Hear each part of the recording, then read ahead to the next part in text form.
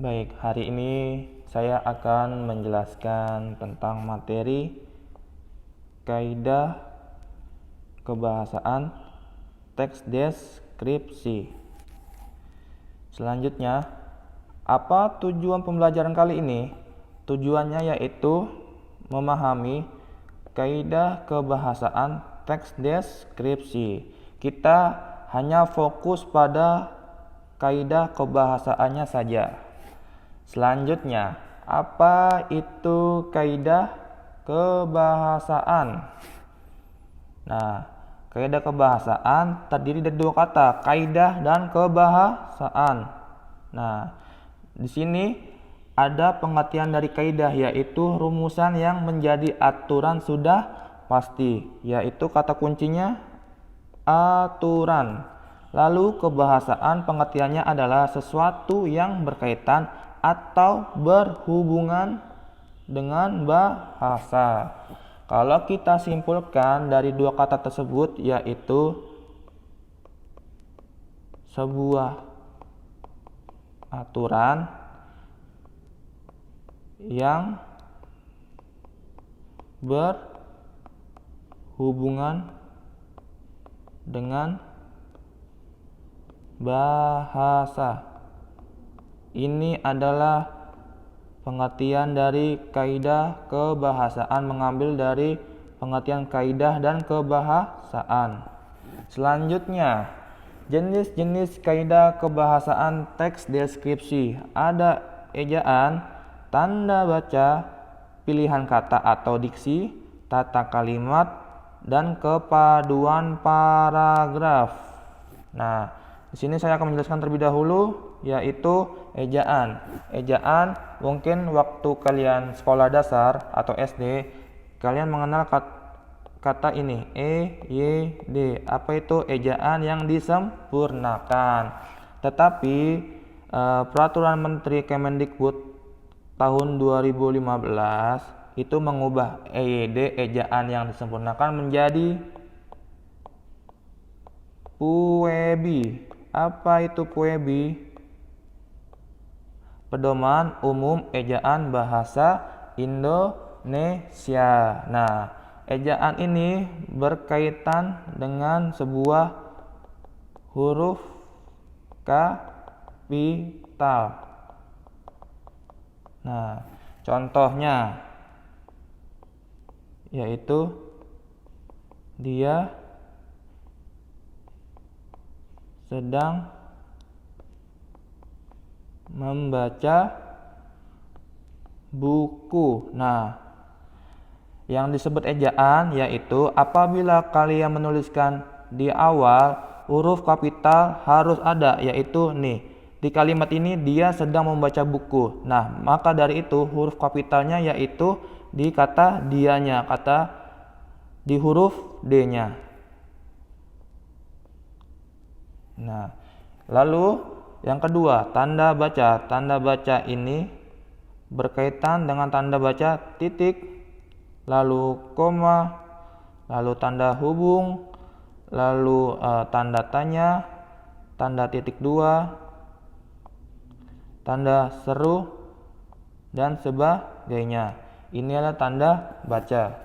Lalu pilihan kata atau diksi. Nah, kalau kalian mendengar kata diksi itu sama dengan kata pilihan kata.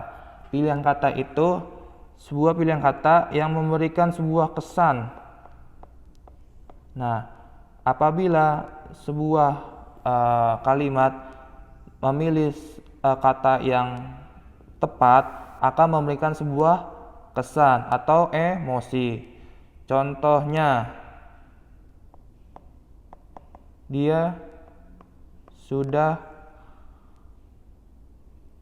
mati. Lalu ada contoh lain, kucing itu sudah meninggal. Nah, seharusnya dari dua kalimat ini, dia sudah mati, kucing itu sudah meninggal. Seharusnya ada kesalahan di sini. Kesalahannya yaitu seharusnya di kalimat dia sudah mati, matinya ini diganti dengan meninggal. Lalu di kalimat kucing itu sudah meninggal, kata meninggalnya diganti menjadi mati. Jadi ini yang disebut dengan pilihan kata atau diksi, memberikan sebuah kesan. Lalu tata kalimat. Tata kalimat ini yang berkaitan dengan kalimat efektif dan kalimat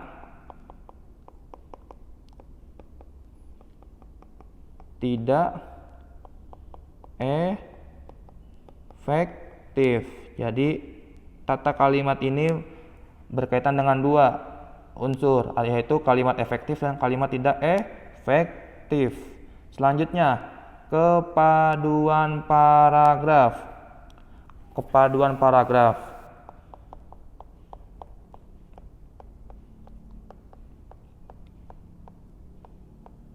Nah, kalian harus tahu dulu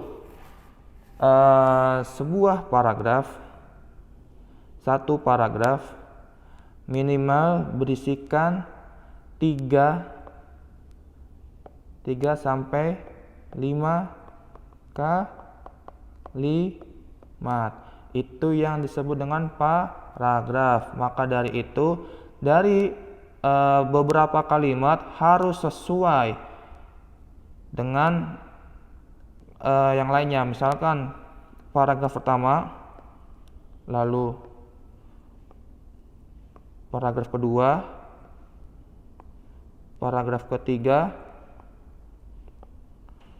paragraf keempat, dan paragraf kelima itu harus sesuai.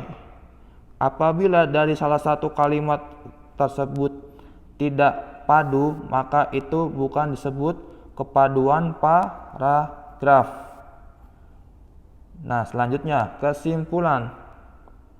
Kesimpulannya apa? Ketika sebuah teks deskripsi yang layak dibaca dan ditampilkan harus dibuat dengan sesuai dengan ketentuan. Misalnya sesuai dengan kaidah kebahasaan teks deskripsi itu sendiri, dan harus bisa memahami aturan atau rumusan yang sudah ditetapkan. Jadi kata kuncinya adalah memahami aturan atau rumusan yang sudah ditetapkan. Demikian materi yang saya bisa sampaikan.